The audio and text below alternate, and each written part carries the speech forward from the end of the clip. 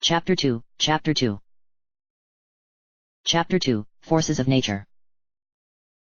What time is it? Asked Ash, noting his broken watch, sitting up a little straighter and glancing around the makeshift camp. Misty had been efficient, he had to say. As far as Ash could tell, she hadn't used any tinder other than prairie grass to get the fire started, and the only thing cooking over said fire was what smelled like ratata, though most of the spitted meat was gone. And how long have I been out? You slept for a few hours, said Misty. You must be taken quite a beating, and my best guess is that it's just about midnight. My watch died the day before yesterday. Misty sat back and shifted more towards the fire. Summer was drawing to a close and the nights were just beginning to grow cooler. So what are you doing out here on your own? She asked, looking over her shoulder as Ash got off the bedroll and reached for his backpack. The road isn't exactly a safe place, and you've only got 2 Pokemon. Ash pulled his backpack to him, making sure not to disturb Pikachu, who had curled up beside his leg and begun lightly napping, feeling more secure since Growlithe had woken up and begun pacing about the camp as if to keep watch. That Pikachu had so readily accepted Growlithe as part of the team, Ash decided, was a very good sign. Pikachu had always been a good judge of character. He glanced over at Misty. I'm headed back to Pallet Town, said the trainer, rummaging through his pack and making sure that everything that was still there. I didn't mean to come out this far in the first place, but... He trailed off a little. I got carried away wanting to catch a Pokemon today. Misty shrugged. I guess that happens to the best of us. Pallet Town is only a couple of hours from here, right? Ash nodded. Maybe 2.5 if we make good time. Where are you going exactly? He asked. This road only goes between Pallet Town and Viridian City. I'd recognize her if she was from Pallet, thought Ash. No one new can move in without everyone else knowing about it. I'm not really going anywhere in particular, said Misty, looking away from Ash. I just like to travel, you know. There are a lot of interesting things to see in the world. Did she just use interesting to reference Pallet Town? Ash caught himself thinking. So are you going to see Professor Oak or something? Said the trainer, unable to think of anything else near his hometown that was worth seeing. Misty nodded. Yeah, exactly, she said quickly. I heard about Professor Oak when I was in... She paused. Pewter City. I decided to check him out and see if he was really all that amazing. So... Her tone brightened a little and she turned back to Ash. I'm guessing you're on your way back there. Why don't we travel together, since we're both going the same direction? There's safety in numbers, said Ash as he shifted onto his knees and neatly packed his bedroll into his pack. Besides, I wouldn't mind the company, and it would be rude to say no to the girl who saved my life. He grinned just a little to Misty as Growlithe, observing that the group was getting ready to leave, paced over to its new trainer and sat silently and warily an arm's length from Ash. So where are you from, Misty? Asked Ash as he finished gathering up his things. Misty kicked some dirt on the fire, reducing the flames to flickering coals, then scattered the embers with her shoe, shrouding the camp in darkness. The crescent moon afforded the small party only a vestige of light, by which Misty found her pack and slung it over one shoulder. Up north a ways, she said, looking between Ash and his Growlithe. When did you catch that one? She asked. About 10 minutes before the Fearow tried to turn us into birdseed, said Ash, getting up and shouldering his backpack. Misty raised an eyebrow. And he's already taken to you? She asked. That's impressive. Growlithe are generally strong-willed and tough to tame. Well, Ash continued, looking over at the orange canine who met his gaze with a cautious perking up of its ears. I think part of it was that he's the only survivor of his pack. I found a whole bunch of dead Growlithe in a little grove not too far from here. I don't know what killed them, I'm just glad this little guy... He looked back at the Growlithe and smiled warmly, trying to make sure the Pokemon noticed the gesture. Made it out all right. Ah, said Misty. Yeah, that might have had something to do with it. Growlithe tend to be at their most ferocious when they're in packs, so being alone might make it more compliant. That and your Pikachu doesn't look like a pushover. She noted the handful of scars winding across Pikachu's pelt, evidenced by the somewhat rougher patches of darker yellow fur across the Pokemon's back, sides, and even his face. Ash nodded as, giving the surrounding area as much of a last once-over as he could in the terrible light, he and Misty began walking south. Pikachu and I have been through a lot, he said casually. We've gotten ourselves into some pretty rough scrapes, but we've been there for each other and managed to pull through somehow. Ash smiled proudly, recalling some of the good times he and Pikachu had in the last 5 years. There was this one time, he began narrating, when Professor Oak and I were doing some field work in a cave just east of Viridian. We got separated by a cave-in and for 2 days it was just Pikachu and I wandering around in this underground maze, trying to avoid all the Pokemon and find our way out. Sounds like you were lucky to get out at all, said Misty, walking beside and just behind Ash. Did you see any interesting Pokemon or were you too busy just trying to stay alive? Mostly, we were trying to stay alive, said Ash. We saw a couple of Diglett but fortunately those tend to be pretty passive. If you don't bother them they won't bother you. No, the Zubat gave us some trouble though. Those flying leeches almost killed us more than once. Ash paused and held out his forearm, pointing out the semicircular and now barely visible remnants of a bite mark. It's been a year since Pikachu and I got out of that cave, and these still haven't disappeared all the way. Misty glanced over the scar and looked back down the road. At least you managed to get out at all, she pointed out, not unkindly. I'm not complaining, said Ash. I just wanted to emphasize that without Pikachu I'd be a corpse back in that cave. Misty nodded and listened as Ash went on, lighting on some of the experiences he remembered, field work with Professor Oak mostly, and freely answering when she questioned him on some detail or facet of the stories. More than an hour passed without incident as they walked, making sure to keep up a good pace. The moon rose higher into the sky and Pikachu, sitting atop Ash's head, made good use of the extra light and kept close watch on the surrounding fields. Growlithe, walking just out of a grab's range from Ash, routinely paused for just a second to sniff the air and then, never picking up a disturbing scent, kept walking and occasionally glancing over at Ash, almost expectantly. So now you know the condensed version of my life story, said Ash good-humoredly after a 20-minute stretch of silence. What's your story? You've seen my Pokemon but all I know about yours is that they tend to favor water moves. Misty pursed one corner of her lips before answering. There's not much to tell, she said. I've been a trainer since I was little, my first Pokemon was a Squirtle. I like water Pokemon. She shrugged. What exactly do you want to know? Ash raised one shoulder and let it fall. Well, what about your home life? Where did you live before you went out on your own? Well, said the orange-haired trainer, trying not to sound impolite or dodgy. I've been on my own since I was 7, both of my parents died when our town was attacked by a wild Snorlax. Oh, said Ash. I'm sorry. He backpedaled. It's not your fault, said Misty casually. Nobody really expects any dangerous Pokemon, especially not a wild Snorlax, to come lumbering into a town with a taste for blood in its mouth. She hesitated for a second. Everybody thinks Snorlax are just giant oafs who only sleep and eat and then sleep some more. Not exactly, said Ash, shaking his head. Professor Oak warned me about Snorlax once. He said they are some of the most ferocious things alive if they actually fully wake up. They don't wake up very often, said Misty. And we should all be thankful they don't. The one that attacked my town killed 90 people, 10 of them were trainers who had just started up the city's gym, so of course they didn't know what they were doing. Misty began to stare off and comment on her own story. None of them knew that a Snorlax's fat is thick enough to absorb just about anything you throw at it. She trailed off. I'm sorry, she said, making herself smile. I don't mean to ramble. I didn't mind in the least, said Ash, reaching up to scratch Pikachu's head. You endeared my story. But anyway, you mentioned that you like water Pokemon, you wouldn't happen to be from Cerulean City would you? He asked.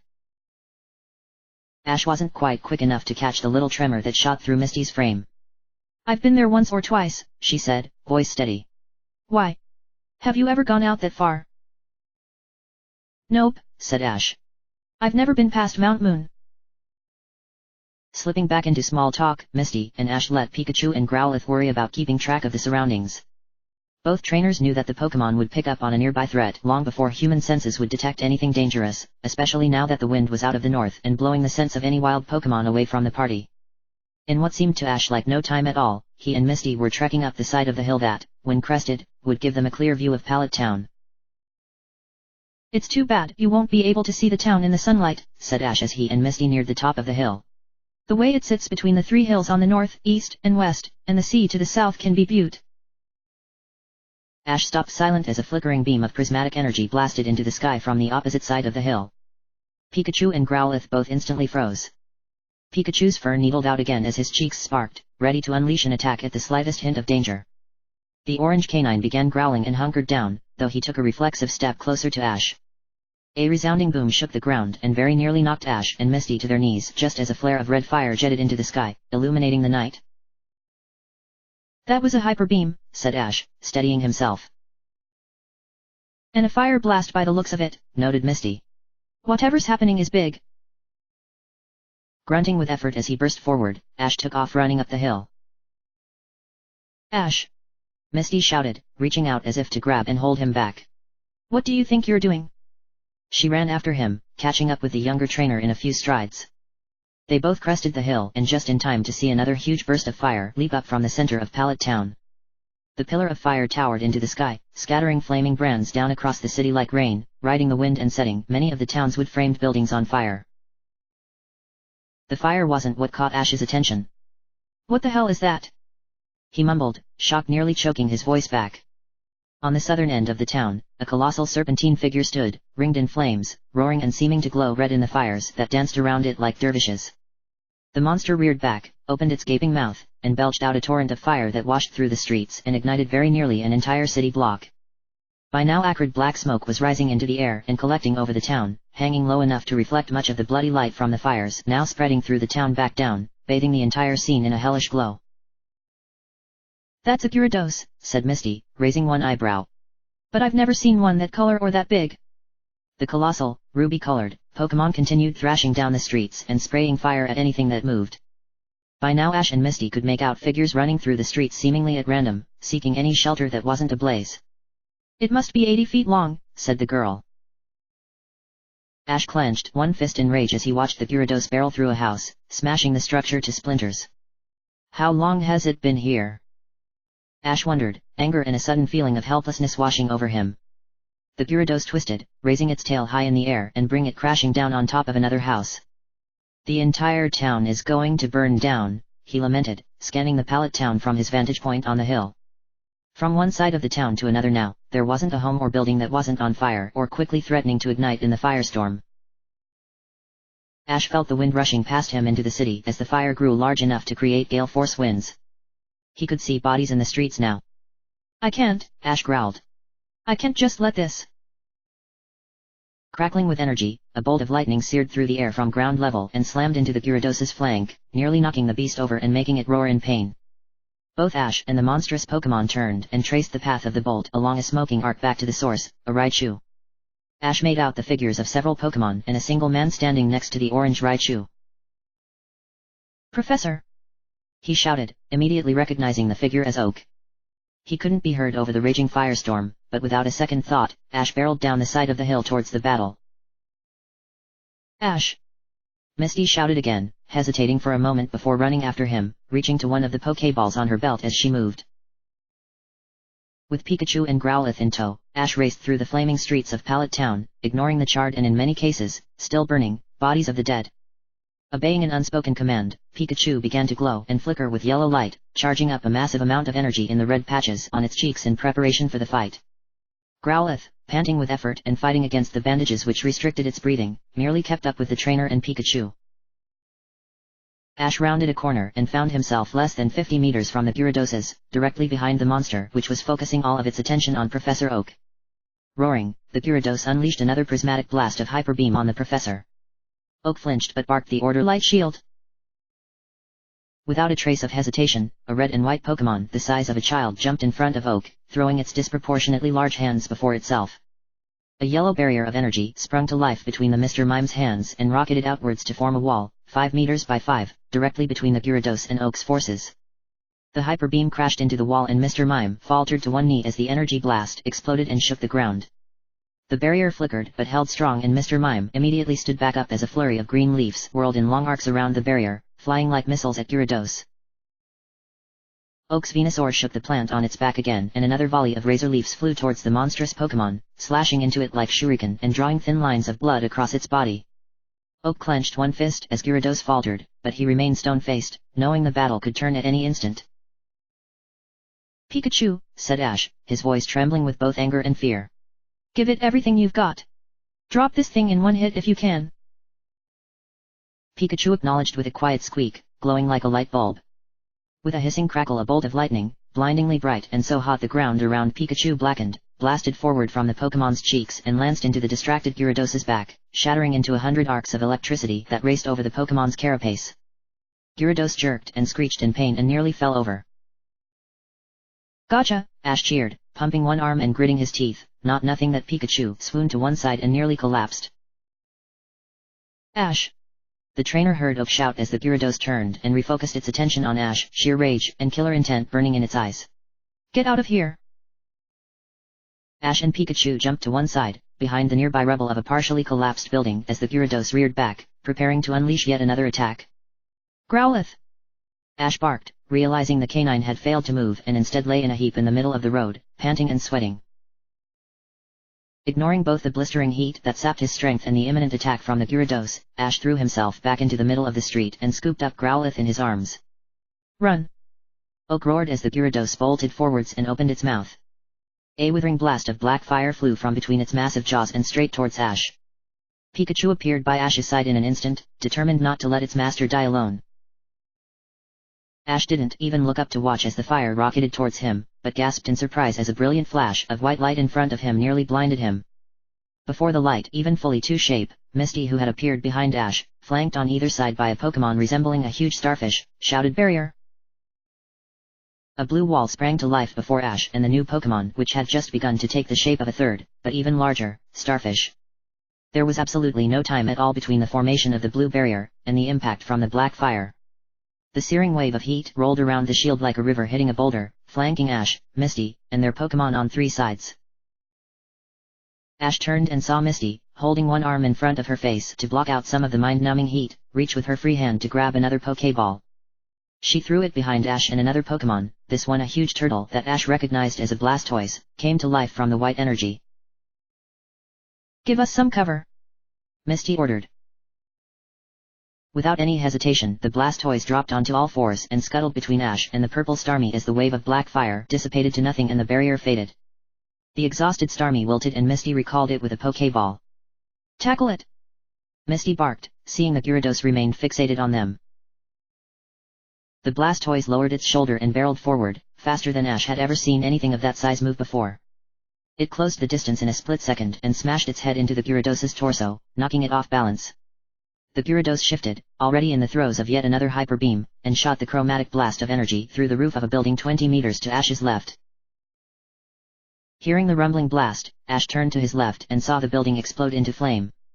Too late, he recognized it as the facility in which Pallet Town processed the natural gas which it received from the Cinnabar pipeline. Then, for a brief second, it seemed to Ash that the entire world exploded. Everything turned white and before he heard absolutely nothing, the roaring explosion of the detonating processing plant blotted out all other sound. On top of the wave of heat he felt slamming on him from all sides like a collapsing building, he noted a screaming pain pulsating in his side.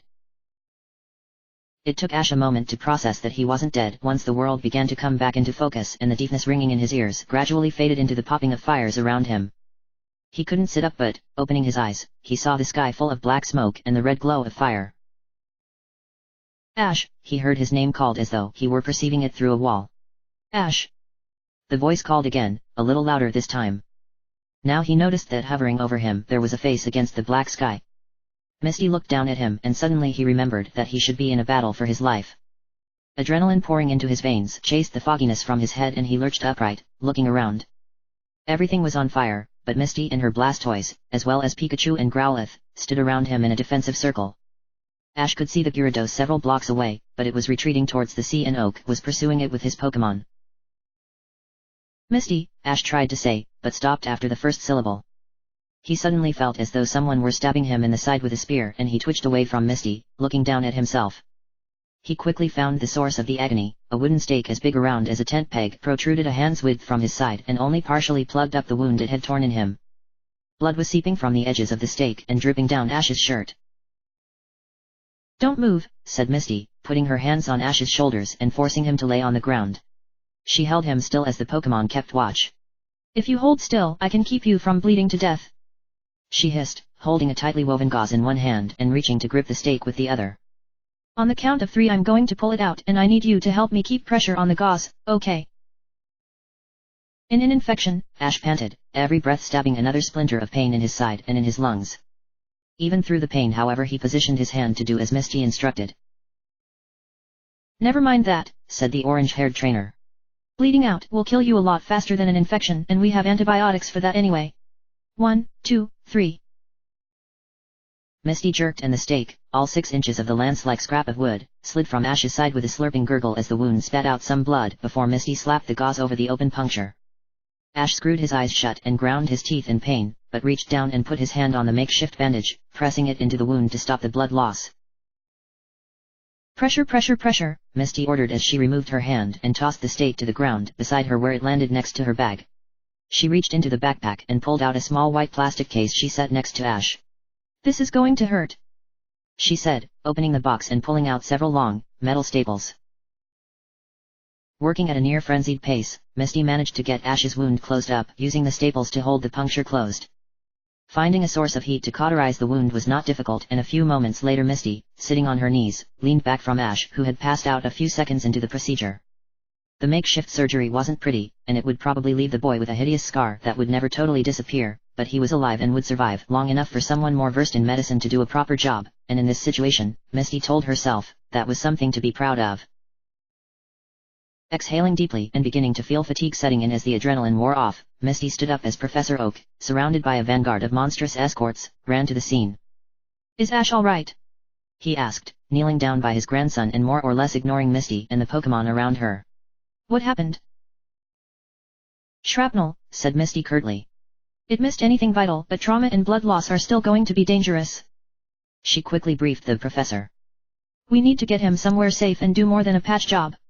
We also need to start him on antibiotics. Oak took only a second to look up at the girl, curiosity in his eyes. Who are you exactly, and how do you know my grandson? I'm Misty, said the girl. Now about getting him somewhere safe. Oak nodded. Of course. My laboratory's basement is still intact and I have some old equipment down there. He made a motion with his hand and his Machamp stepped forward, gently picking up Ash. Let's go.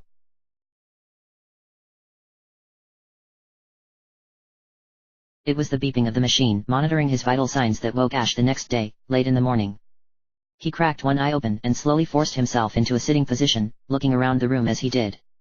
Ash guessed he was in the basement of Professor Oak's laboratory, given that much of the equipment surrounding him, either around his small bed in the corner or lining the walls, would be nowhere else in a nowhere little place like Pallet Town. Easy, said Misty from her chair beside the bed, leaning forward. Don't move too quickly. Ash's vision began to spin and he quickly laid back down, pain jabbing into his side. Where exactly am I? He asked. You're in the professor's basement, she answered. It's safe here. The professor drove off that Gyarados and fixed you up. You're going to pull through. Ash looked at the foredrip in his arm and traced the little plastic line up to the clear bag of fluid hanging over his bed. What's that? He asked. Some kind of steroid, said Misty. I'm not sure what it is, but the professor said that if it worked properly it would have you back up and at 100% in no time. Given how quickly you're healing, I'd say it's working. Ash took a deep breath and looked at the late morning sunlight seeping in through the narrow windows set high up in the wall. What do the damages look like? He asked. How many people survived the attack last night? Misty paused and swallowed the lump in her throat.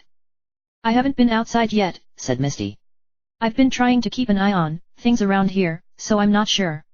The professor took Pikachu though and they're out looking around right now. Ash's face darkened a little and his gaze fell. Has anyone come to the lab? He asked. Misty shook her head. I don't think anyone survived, she said, no longer dodging the question. I'm sorry, Ash. Ash shook his head and set one arm over his face, burying his eyes in the crook of his elbow. He took a series of steadying breaths and didn't say anything for several minutes. Misty didn't miss the thin trail of tears that seeped from under his elbow and ran down the side of his face, but she let him gather his thoughts and sat quietly until Ash's breathing leveled a little. There wasn't anything we could have done, she said at length, breaking the silence. Even if we had gotten here sooner, we probably would have been killed too. She bit her lip, suddenly realizing that probably hadn't been as comforting as she had meant it to be. I know, said Ash. This makes twice that you've saved me in the last 2 days. Misty grinned a little bit. Yeah, well, don't get used to it. I'm not really a nice person, you know, and I'm not always going to be around to pull your ass out of trouble. I think you're a good person, said Ash, not taking his arm off his face. Nobody has ever accused me of that before, she said, stopping as she heard footsteps on the stairs. Ash wiped his face with his arm as he took it from his face and, slowly this time, sat up and leaned against the headboard of the bed. The basement was as large as the laboratory above it had been, and sectioned off with machines and makeshift walls forming rooms in just the same fashion, but the sounds echoed here much less for whatever reason, and Ash lost track of the footsteps once they left the metal staircase. A moment later, Professor Oak, Pikachu on his shoulder, emerged and paced to the side of the bed without saying a word. His face was a mask as Pikachu leapt down from his shoulders and landed nimbly on the bed between Ash's feet.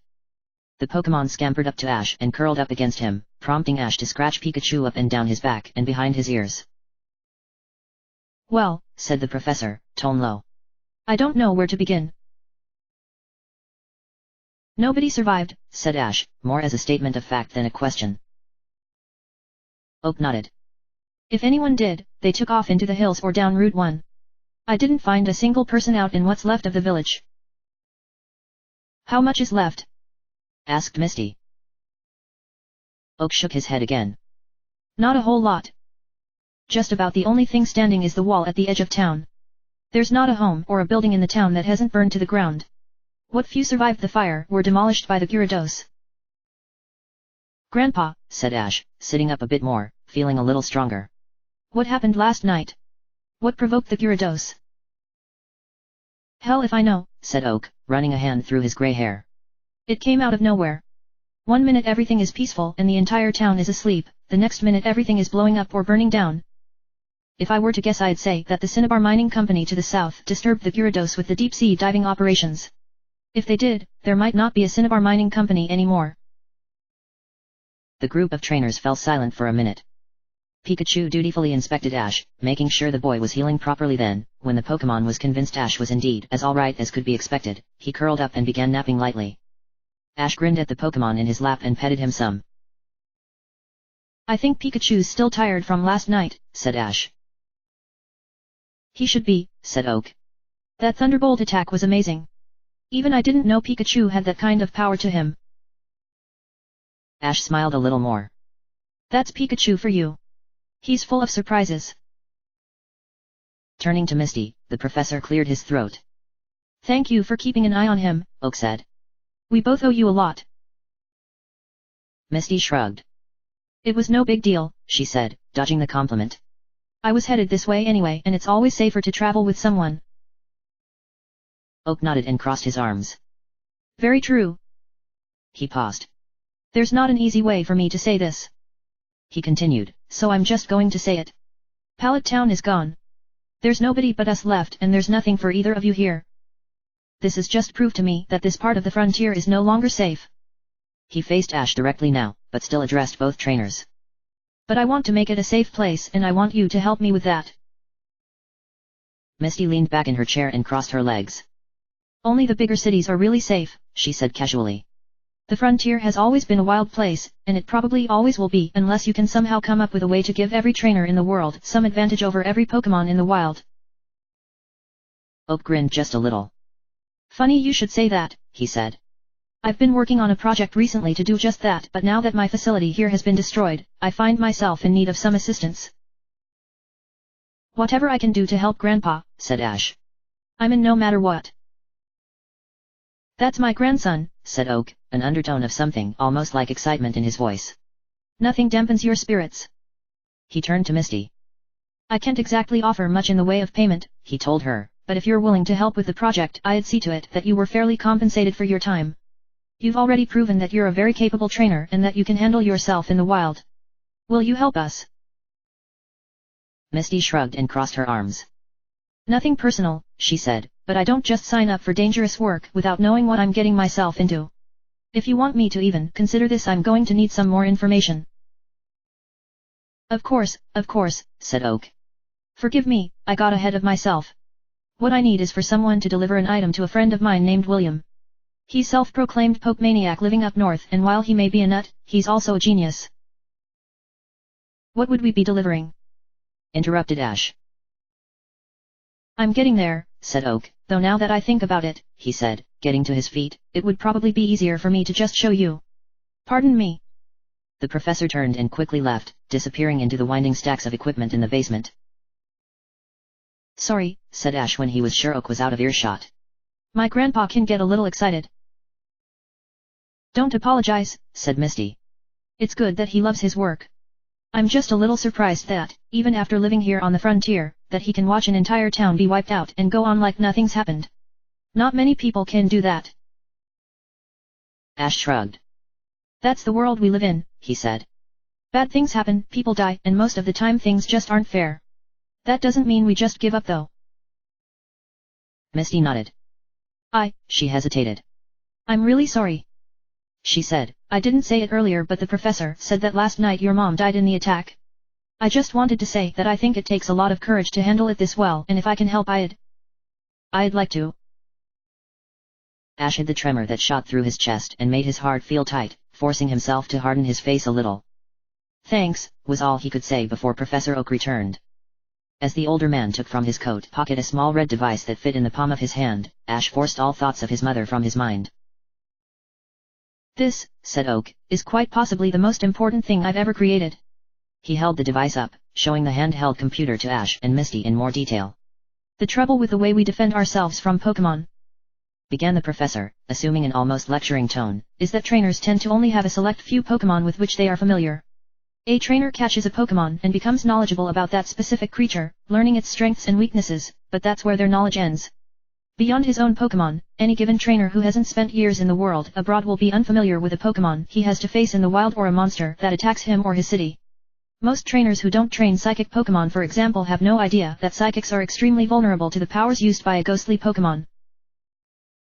And it's those strong points and vulnerabilities that are vital information for all trainers. They need to know that fighting a Charizard with an Ivysaur is a very bad idea, but unfortunately there aren't any schools to teach people how to defend themselves intelligently. There are gyms, said Misty. All of the big cities have gyms that hire strong trainers to defend the city from wild Pokémon and other threats. And a lot of good that does the smaller towns and villages on the frontier, said Oak. The fact that gyms have strong trainers and Pokémon isn't the point. Gyms can't protect everyone, it just isn't possible. What trainers in the wild and in smaller cities need is information about threats in the area, about the strengths and weaknesses of different Pokémon and tips on how to defend themselves from danger. And that's exactly what this is for. Oak gave the device a little shake. This is called the Pokédex. It's a device that scans Pokémon and records their genetic information. It catalogs their specific strengths and weaknesses, likely habitats, life expectancy, everything about them, and it sends this information to a database here at my lab. Or at least it did before the database was destroyed. That's where Bill comes in, said Oak, clearing his throat. He helped develop the Pokédex and he can reprogram it to send the information it gathers to his computer. From there, he can send the information anywhere he wants. My goal here is to create a complete catalog of all the Pokémon on the continent, a catalog that can be sent to and accessed by anyone whenever they need it. This would give every trainer in the wild access to the knowledge he needs to have an edge over wild Pokémon. It would also give trainers in the cities more information they can use to defend the city so they can rely less on brute strength and more on strategy and tactics. I want to mass-produce the Pokédex and give copies to everyone to use whenever they need it. It could revolutionize the world and make life better and easier for everyone. So, what do you say? Do you want to be a part of this? Misty and Ash glanced at each other. I already said I'd help, said Ash, turning back to Oak. As soon as I can walk I'll help out however I can. Good, said Oak. I appreciate that. He turned to Misty. Again, I can't promise much but I'll do whatever I can to compensate you if you help Ash take the Pokédex to Bill. Well, Misty sighed. With that red Gyarados still loose in the sea I won't be going any farther south from here and that means north is the only way to go. Sure, I'll help take this at least as far as your friend. After that I'm not making any promises though. Ash grinned and Professor Oak nodded. Thank you very much, said the older man. I'll feel much better knowing that Ash at least has a traveling companion on the road. What? Asked Ash. Won't you be coming with us? Oak shook his head. I can't. It's imperative that Bill gets the Pokédex, but I need to stay here and salvage as much of the lab as I can. There is a lot of technology here that I can't risk falling into the wrong hands. All right, said Ash. I understand. He looked at the 4 running from his arm to the bag of fluid hanging above his bed. How long do you think it will be before I'm good for the road? If you take it easy, said Oak. You should be ready to go by tomorrow morning. Ash nodded. That's when we'll leave then. End of chapter.